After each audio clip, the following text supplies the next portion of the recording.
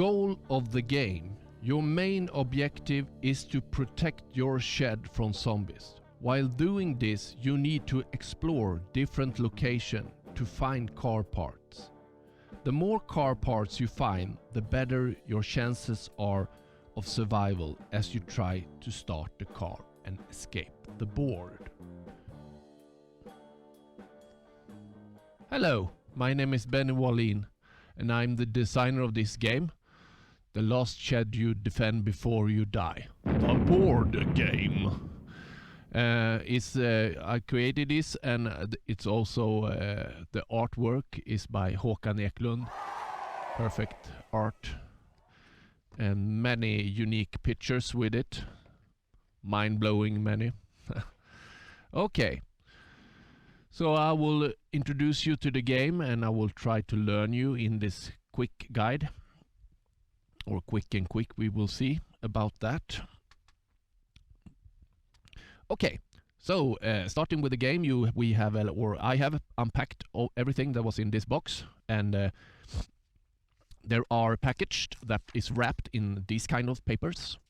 So you will put those package named level 2, level 3, level 4 and level 5 back into the box. You will play them later on when you have played level 1. You should really start by playing level 1. Okay, so you have 2 rule books in this box. You have the appendix rules. It's got this iconographic where you can see what every icon do. So you will probably use this appendix rules mostly on the outside during the game, but on the inside you have very detailed rules explaining every place.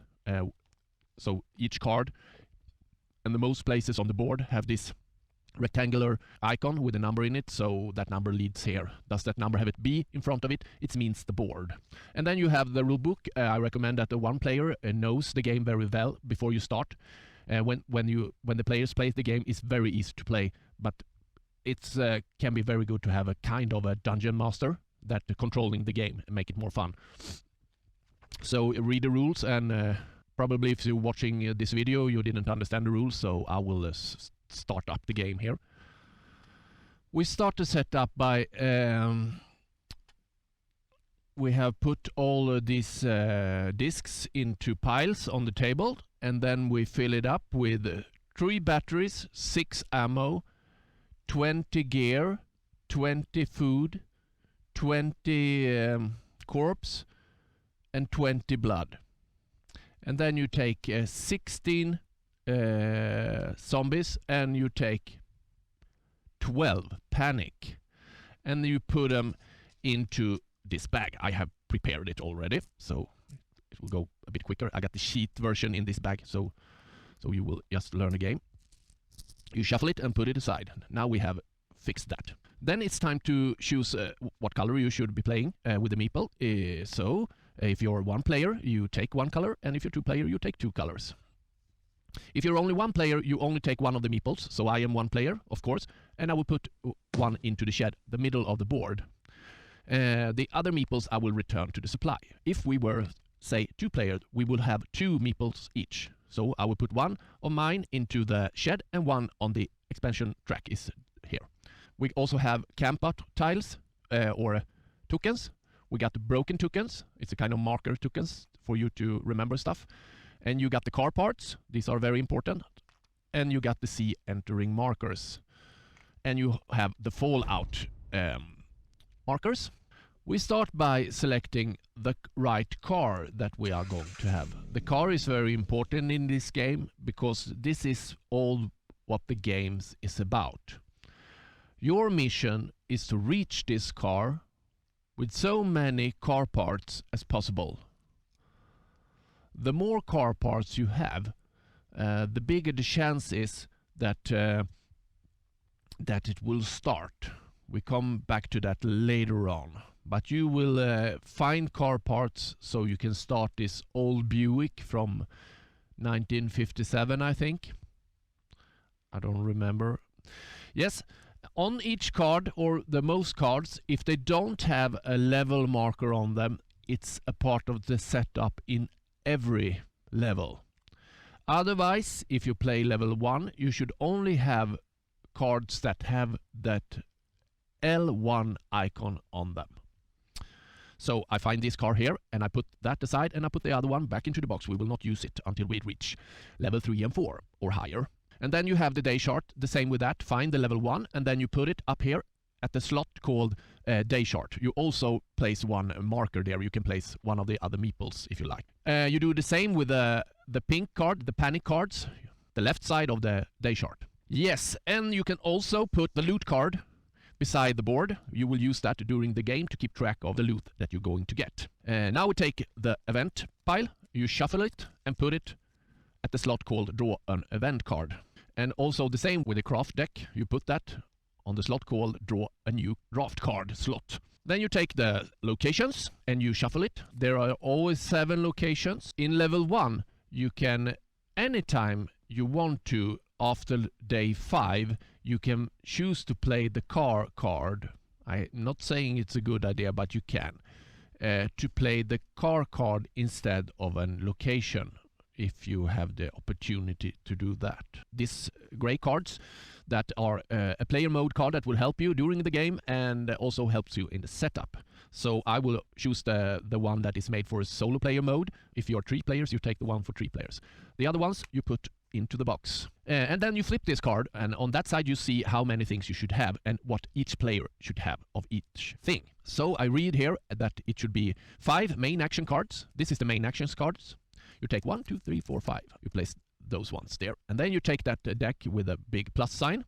This symbol means, on each card that has this symbol, it means that you can play it once per turn. From these, you can either choose to randomly just draw 6 of these. If you're a solo player, it sets to me to draw 6. If you are more players, you will draw fewer, and it will be random. But if you play in solo mode, I really recommend take one of each plus 1 move. So we will take close combat, we will take ranged combat, move through window action. And finally, you take 2 move cards, and then you shuffle these and put these beside the table.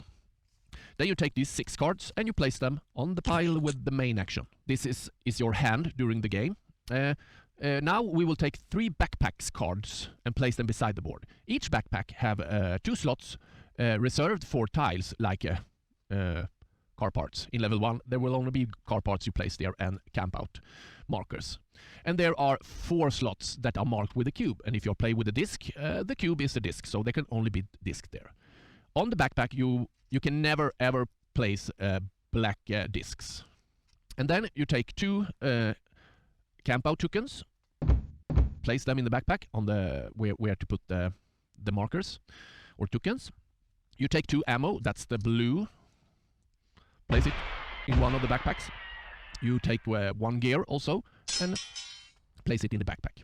So if you play 2 players, you will have different setup. For example, maybe you only start with 2 backpacks or even 1 backpack. So the last thing to do is to choose 1 personality card. The cards that have a warning border on them is for multiple players only, so level 2 and for 3 players. So I will not choose those. Then I will choose 1 personality, and I will choose the daredevil I will choose. So I shuffle the rest and put that aside. The daredevil can make 1 move and move C entering marker. And lastly, I flip the card. Is another action that you can use during the game. So all these cards is now your hand. These actions you will be able to play during the game. If any of the cards have a diamond-shaped, blue diamond-shaped icon with a light bulb, that means that when you play this card, it will be put into play beside you, and you can use its ability during the game. The last thing we can do is to put gas marker up here in the middle place. The board. I will explain the board in big terms. There is squares. The border have a thicker line, black line, and inside those lines there are slots. There are, for example, 9 slots in this one, and in this square it is on 6, and in this little square it is just 1 slot. And that slot is also reserved for players. It got a P on it. Not, yeah, you understand. Any slot marked with a C is for zombies, and any slot marked with an X is either for a player or a zombie, not for any other object. So each the board is divided into 4 quarters. We have 1 quarter here, like this. You can see the color on the board, divide them. So you have 1 to the south, 1 to the north, and 1 to the west, and 1 to the east. Each of those quarters has a baseline. So these are connected. This is the place and area around the shed. Further away from the shed, maybe a day trip away or several days, I don't know, or you can reach it in 1 day only, is the location places. These are in the corners. Here you will play the location cards during the game, like this. On the location is where you find the parts to the car. When you place a location, you check card out, and then you check, for example, here we got 2, these red marks should correspond with the red one in the square. So this one has red one on the left side, this one has red on both sides. And this one has on the right side, and this one has also only on the left side. So if I would play this card here, I would put 2 C's into play in the square which this points. So if I place it here, I will put 3, because it's 3 there, and I will put 2 in these squares. Follow the arrow. 5 of these 7 have car parts. Play it here.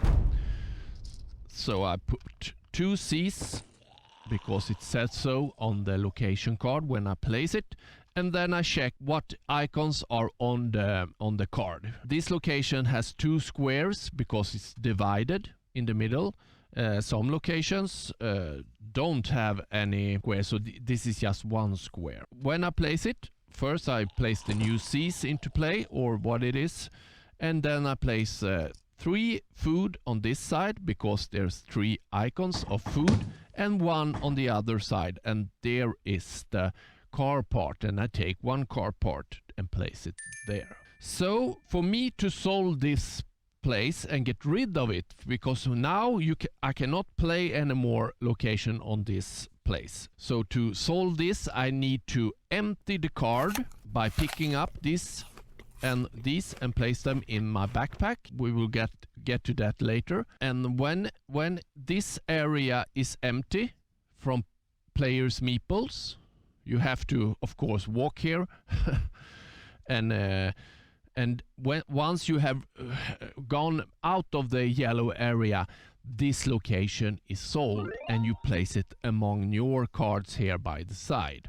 Some of them gives you bonus during the game, and some of them gives you score after the game ends if you manage to start the car, otherwise you gain 0. Each square, or almost the most squares, except for maybe the yellow parts, have an arrowhead pointing towards the middle of the board. This is the markers for when you move the zombies.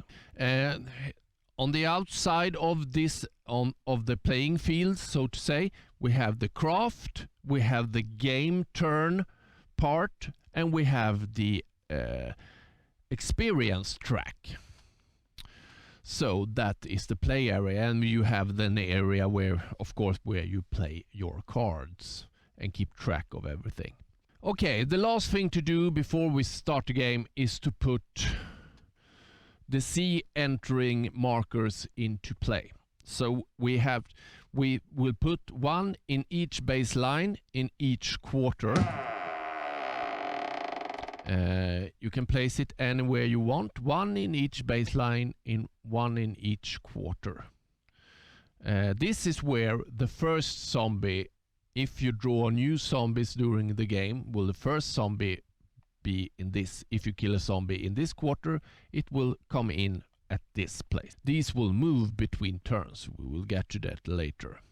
Okay, and then lastly, you put one zombie on each of these markers. And you put the seaside up, because that means that this zombie is alive. And then on the other side you have a dead head that marks that this zombie has been killed. Now we can start the game phase. The game phase have a track up here so you don't lose track of what you do.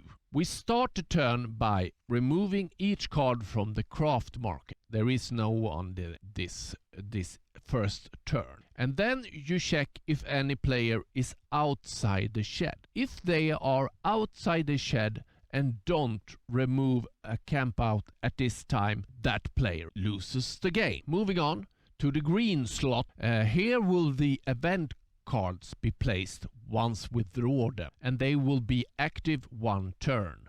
You will understand that in a while. We have the panic card. That one you can just ignore because it corresponds with the event card that should be lying here. We get back to that in the future. And then you move the marker down one step and place it at day 1. You check what's on that day's row, and you maybe will put something into play or not. On this first day on level 1, I will put 2 locations cards into play. And you choose the first one, and we have the earthen cellar, jordkällare in Swedish. We start by checking these red boxes. Is there any red box on the locations corner? It means that something will happen or emerge from that card. If I play it, for example, up here, I would just need to put 2 zombies to the left, and the right side has no activation. So I place it there and place 2 zombies into this square. Now that I have placed the location, I check anything that have a yellow background icon. So in this case, I can see that it has 2 squares to start with, one there and one there. So I start by checking square 1. Here I will put 1 food, 1 green disc, and 1 car part. I will take the oil. And on the other side, there will be 3 foods. So I can go to these places and pick these up later on in the game. And then I will pick up the location card number 2. And this is much more easier. It doesn't have any red, so I can place it. I place it right here. It tells me to put 3 zombies on the card, and this card only has 1 square. And it also it should have a car part tile if one is left in the supply. So I choose the car keys. So now we have, did you remember we are at the day chart, so we keep track of that. I can tell you something else about the day chart. There are different colors. There are yellow, green, and blue. They have icons about the fallout markers. So the first 2 days, no fallout tiles can reach the game unless you step on a square, for example, this one, but that's in level 3 and this is in level 2, so you can ignore this in level 1.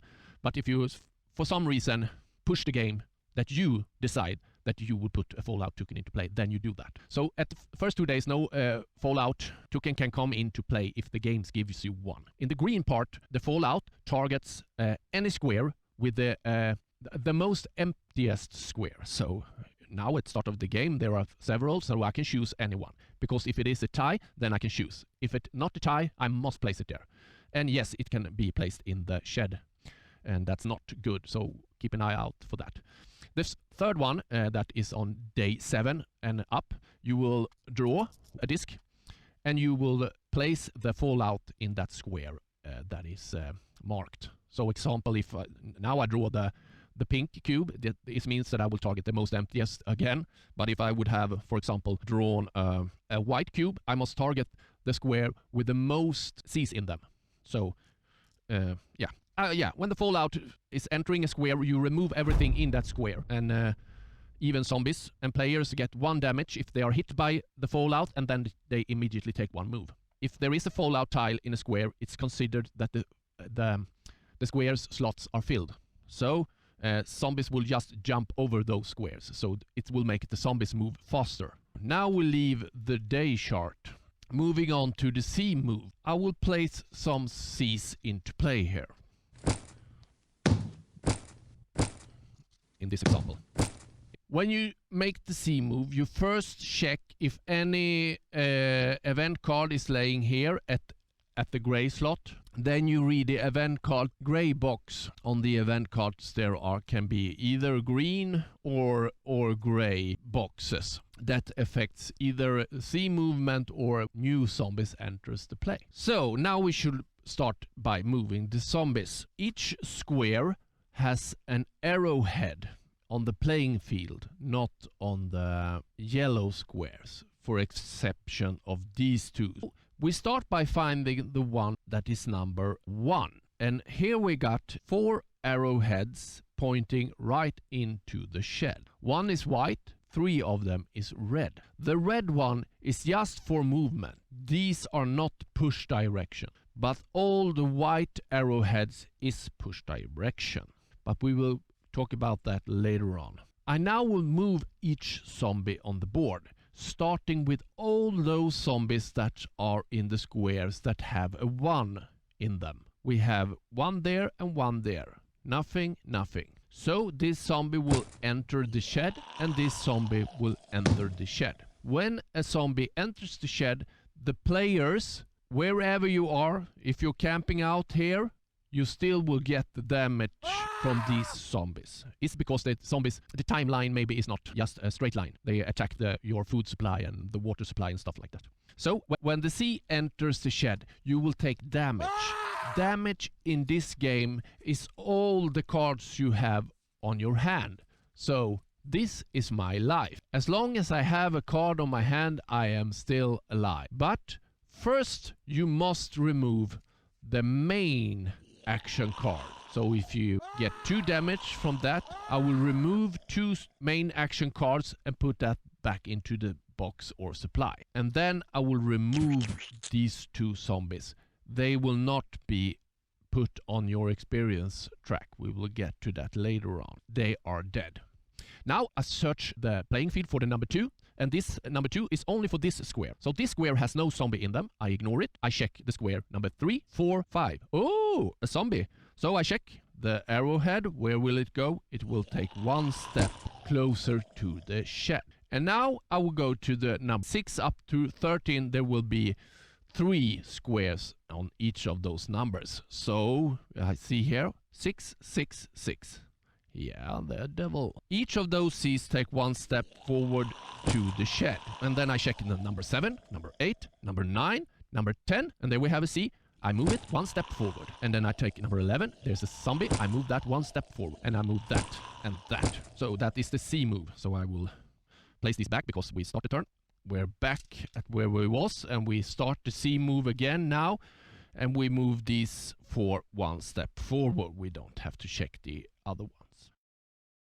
Okay, moving on to the next slot. It's called New Zombies. You again check if there is event card laying here with a gray box, and maybe it will affect your placement of new zombies into play. Now we start by moving these C entering markers. Do you remember this one?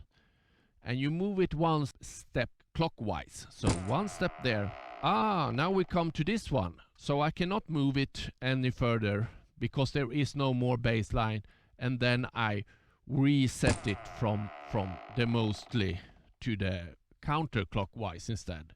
So these will move like them. The same is with this one, and the same is with that one.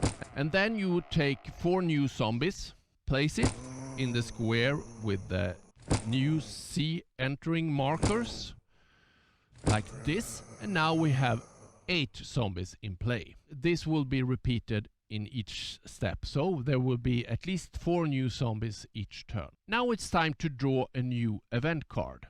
The event card can be slightly different, but they always have 1 pink box and they also have a blue area. The blue area is activated once you draw it. So I draw this card. It means that I immediately can put 1 location card into play. I check in that location, put 1 zombie there, and I put 2 black because there is saying so. So each location card also have different. This has no car part, but you can find like a backpack there or a camp out equipment. I put it here on the green slot, and then I read any green boxes. On this, it says, until next turn, I can pay 2 gears, and I will gain 1 camp out token, but I must be in the shed. Here you get the panic also corresponding to the panic card here. So if there will be in the level 1, if you ever reach 3 panic here, you remove these 3, and then you read on the panic card. Here it says remove 2 experience. Then you will remove if you gain any experience on the experience track. And then you also check on the pink box. So in this case I would had gain 1 blood also into my backpack. So now we have played the event card. In level 2 plus, you will also refill the loot bag with new cubes in this step. Now we come to the craft card, and now you will place 4 new ones here.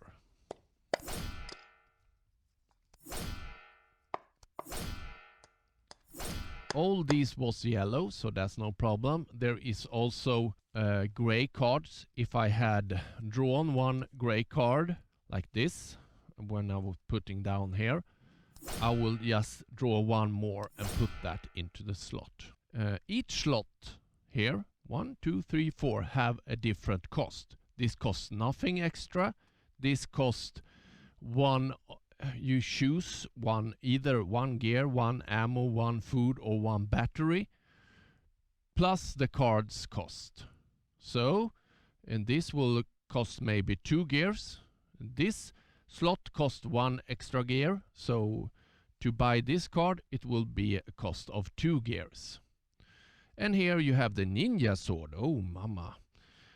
So this costs 2 gears, but you cutting yourself while crafting, so you will put 1 blood into your backpack. So now we have refilled it, and now the game phase is over, and now the last little square here is called player's phase, and that's me that is going to play 1 turn with you. The player's phase. During the player's phase, you will have cards on your hand, and you will play it. Does the card have a plus sign on it? You do it once, and you place it in a played pile on the other side. You can choose to have the cards on your hand. Some players prefer to put each card on the table. This is a very little table, so they can see every action they have, and then they remove 1 card here and put it in the played pile. So it's a matter of how much place you have and what you prefer. I like to play with the cards because I like to do this. So now I can choose any one of these cards. So now the game is really easy. You can just play a card and do what the card says. Okay? So we start by checking out the main action card. These are the best cards in the game. So when you play one of these, you can choose one of the following actions. You can either move your meeple 1 step. In this case, you need 3 steps to go south side or north side of the shed. But you have the door sides of the shed to the east and to the west, so that's no problem there. You can just take 1 step. Easy peasy. So I take 1 more step. I want to kill this zombie because he doesn't look okay to me. So now I have played 2 main action cards. Now I can put the main action card to kill C. But we will wait for that. I will get back to it.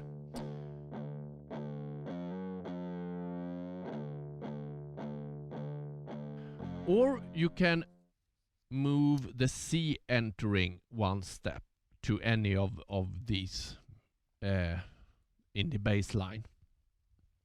Or you can make a range attack. When you make a range attack for each zombie you kill this way, when you just play 1 card, you can only take 1 ammo from your backpack, and then you can kill a zombie on the board. We will get back to that later on. You can also craft, of course, for 1 action, plus the amount on the card and on the slot. When you buy stuff, you place it. For example, if I would buy this this crowbar, I will put it in my played pile. I will not be able to use it this turn. But if you pay 1 extra gear, it will go right up to your hand and you can play it this turn. Oh, one important thing. You must be in the shed for crafting, so I was cheating there. We will not buy it yet. You can also play 2 green cards to make a 3-step move, so you can move like 1, 2, 3. You can also use them as 1 step if you just want to take 2 steps for some reason. You can always put many actions together and just say, I will just move with every card I have, but you cannot interrupt the move with any other actions, but you can stack them together, the move cards and actions that you have. So the main action is good. You will be able to play it once per turn, but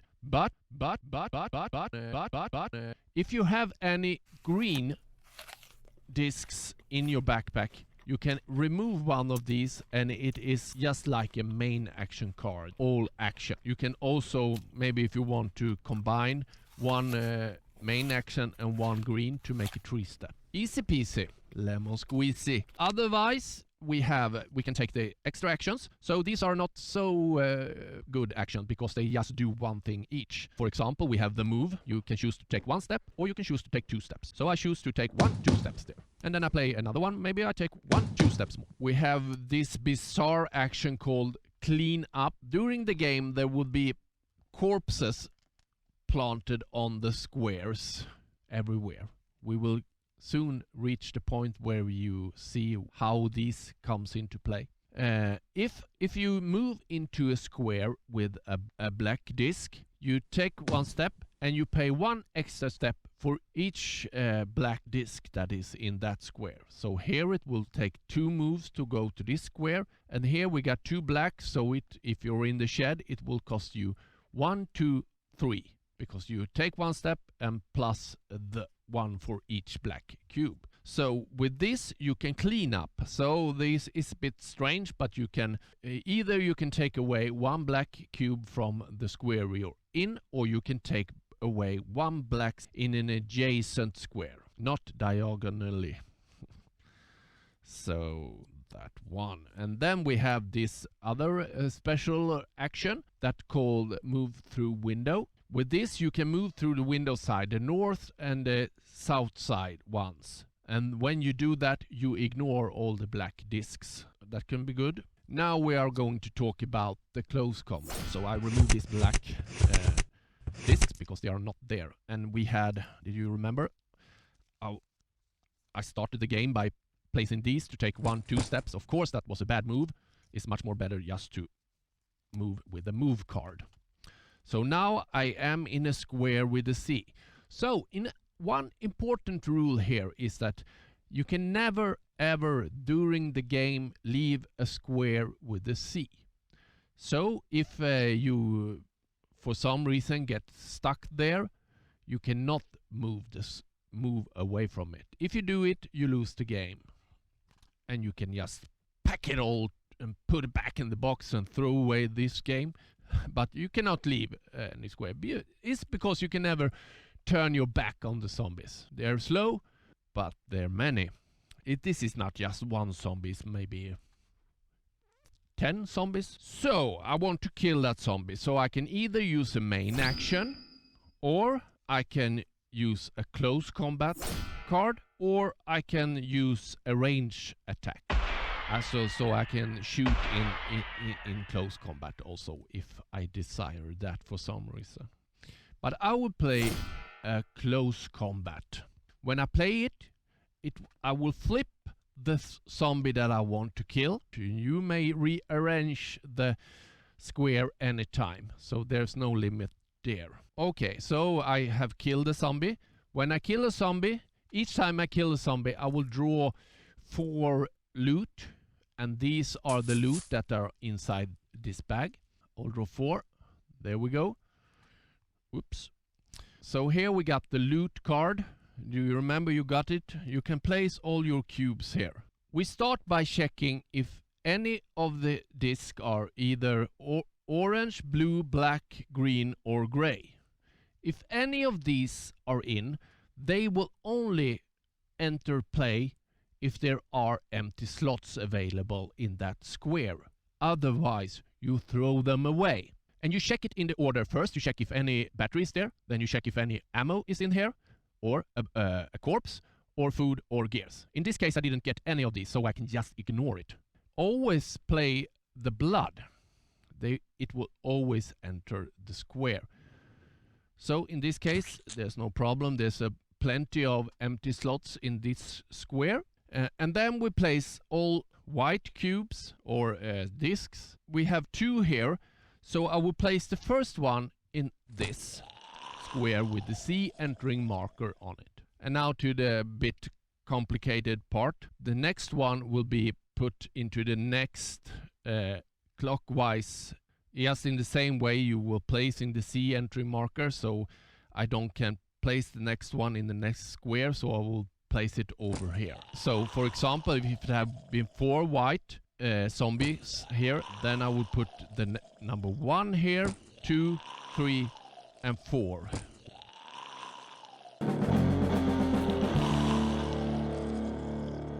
There, so it looks like this. And then you have the panic disc. You place that on the panic card. When you reach the number that is on the panic card in level 1, there are 3. And if you ever reach 3, then you remove those 3 back to the supply, and then you activate the panic card's effect, and you activate the pink box that is written on the event card that is laying in play this turn. Okay, for example, if we say that this square was filled up with a lot of blood, some gear, and 1 corpse, like this, no, like that. And I kill the zombie, and I draw 1 battery, and 1 gear like that. So we can have 2 slots ready for it. So if I only have drawn discs that will enter play if there is any empty slots. So while you're doing this, you always do it in this order. You start by checking, do you have any orange, blue, black, green, gray, red, white and orange. So that is the order the loot will enter play. So we have 1 orange, so this one will be placed into play. Then I check, do I have any blue? No. Do I have any corpse? Yes, I have 1. So I place that into play. Do I have a green one? Yes, I have a green one, but the square is filled up. I will put that back into the supply. Too bad, because the green one you really want to have, and you also want to have the gear. And it's the same with this. It cannot be placed into play. If there had been blood, say that I would have 2 blood here, blood is always put into play. So how do you do that? You check the square that you stand in. And if it is filled, you will look for the arrowhead. Do you remember when we were moving the C's? This is the push direction.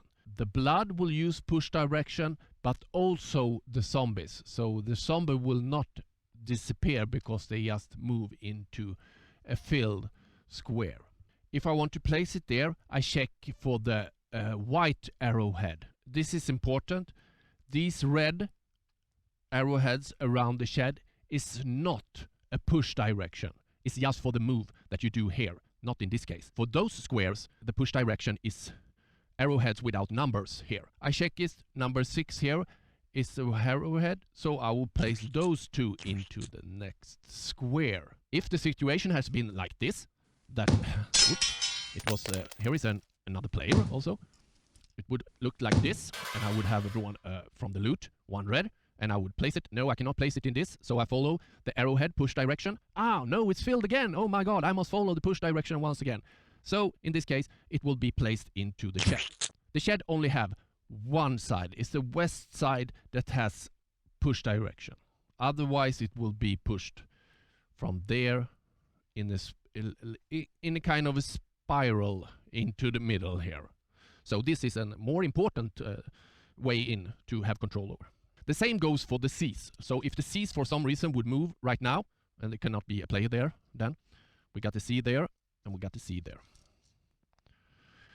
So if a zombie would, for some reason, move here and is filled, it uses push direction to go to the next step, and if that is also filled, it will go to the next step, and it will enter, in this case, the shed, and you will take 1 damage, and you will remove that C, put it back into the supply, ignoring the experience shot with those Cs. Okay.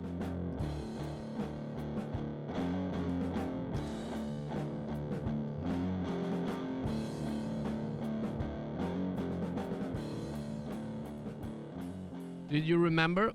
We put 2 zombies into play, we put 1 blood there, and we put 1 panic there.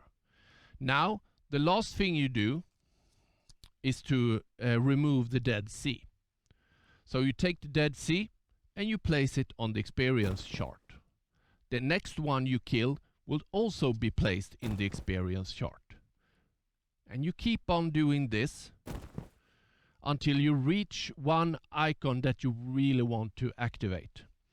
For example, here I can either take 2 steps, or I can use the washing machine to remove 1 blood from my backpack. The higher up you go, the better effect it is, but you will not use it as much. So maybe it can be better just to do the quick ones here, or you want to have something that you really need up here. You got the car parts and you got the gasoline.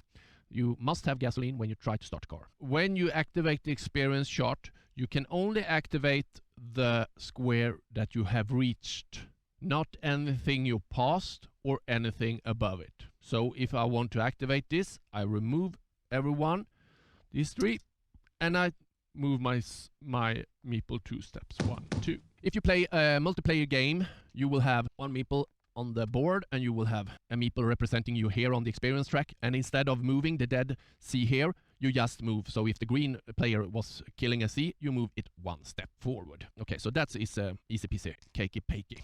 You can kill zombies in a close combat, or you can use the ranged attack. When you use the ranged attack, you do the same thing as you do in close combat. So if I want to kill this zombie over here, I play this range attack and I pay ammo. I must do that for each one I kill. And then I flip this C and I draw 4 cubes from the loot bag. And here I got 2 corpses that I put into play. And then I have no red. I have 1 zombie that will enter the play. When you shoot, there is always depending on where you are, okay? But if you are in the shed, you check where you kill that zombie. So in this case, the zombie was killed in this quarter, so this new zombie will enter here at the C entering marker. And then lastly, you take the pink and put it there.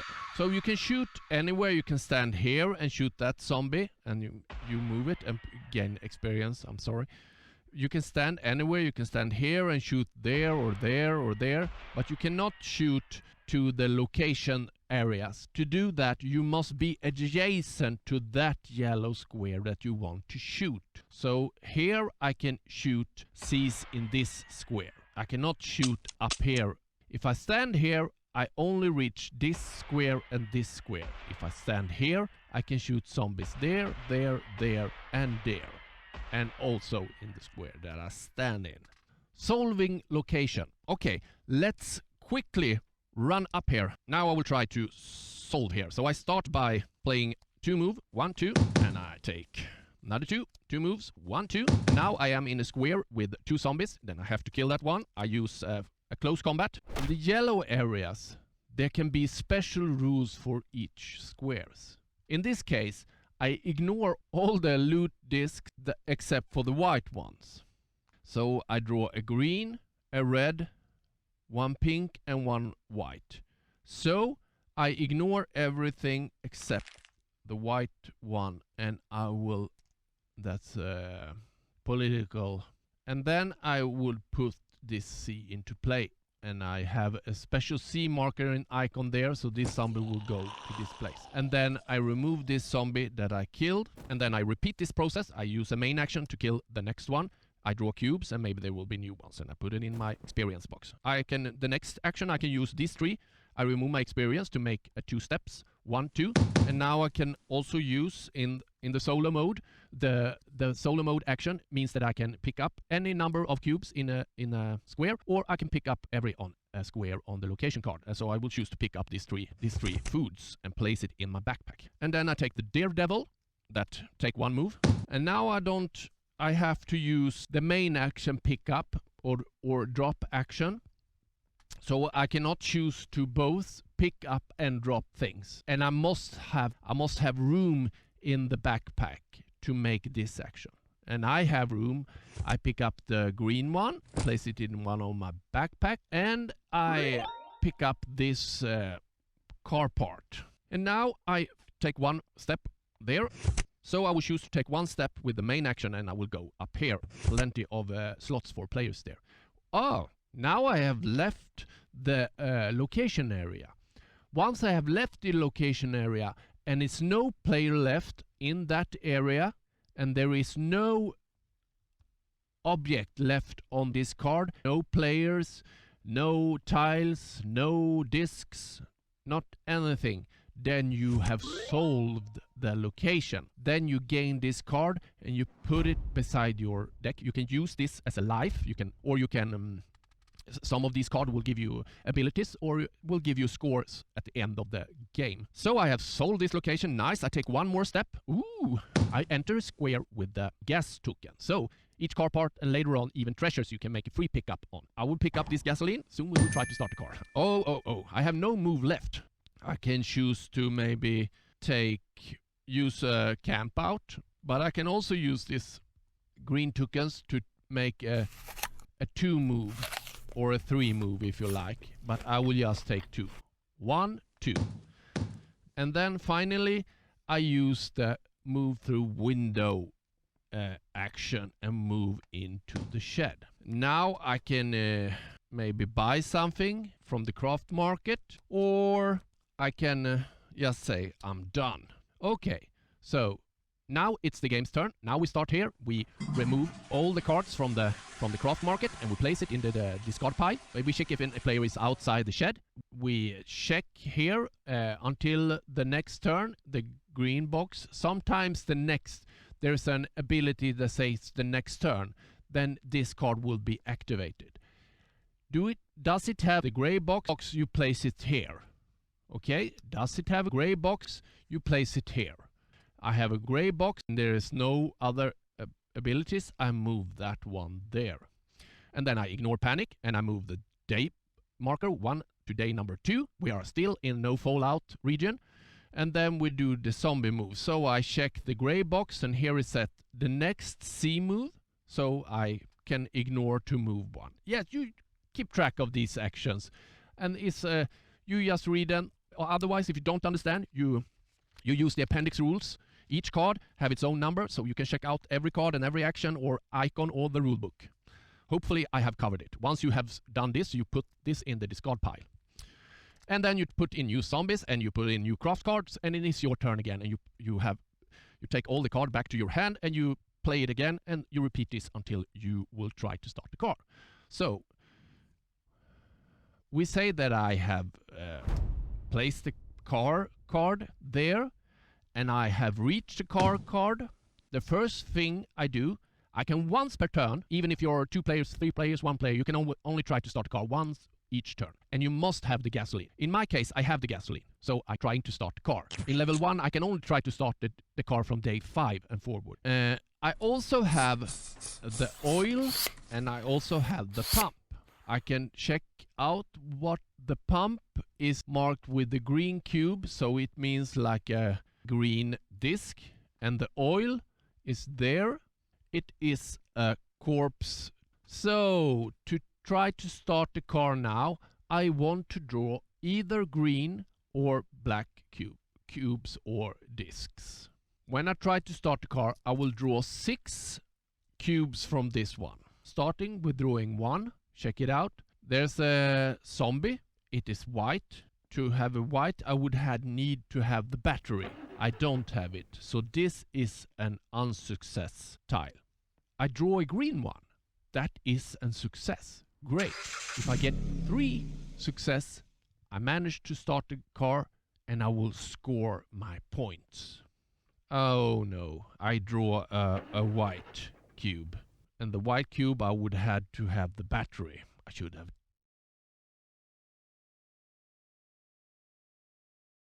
Oh, here is a battery. And this is belonging to a little square there that called the Butterfingers.